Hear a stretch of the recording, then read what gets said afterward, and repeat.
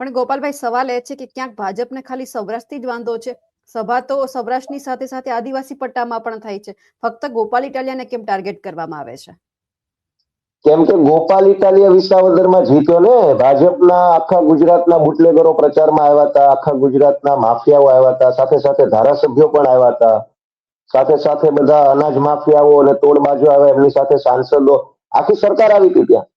અને છતાંય ગોપાલ ઇટાલિયા જીતી ગયો. એટલે ગુસ્સો તો ગોપાલ ઇટાલિયા ઉપર છે કે આ શેનો જીતી ગયો, શા માટે જીતી ગયો. અમે એટલી બધી કોશિશ કરી છતાંય આને પબ્લિકે જીતાડ્યો, તો હવે અમે આને જ તે નહીં રહેવા દઈએ. મારા ઉપર ગુસ્સો છે એમને, ભાજપને. મુખ્યમંત્રી આવ્યા, પ્રદેશ પ્રમુખ આવ્યા, ગૃહમંત્રી આવ્યા, છતાંય પાછળ પબ્લિકે મને મત આપ્યા, તો એ વાતનો ગુસ્સો તો મારા ઉપર છે ને. ગોપાલભાઈ, આમની પહેલા જ્યારે જામનગરમાં ઘટના બની હતી, એ વ્યક્તિ સામે કોઈ કાર્યવાહી પોલીસે કરી હતી? બેન, કાર્યવાહી અને પોલીસ એ બે વિરોધાભાસી શબ્દો છે. આપણે ગુજરાતી ભાષામાં સમાનાર્થી અને વિરોધાર્થી શબ્દો ભણાવવામાં આવતા.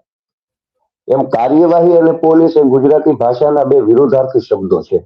કાર્યવાહી હોય ત્યાં પોલીસ ન હોય, પોલીસ હોય ત્યાં કોઈ કાર્યવાહી ન હોય. આ ગુજરાતની વાસ્તવિકતા છે.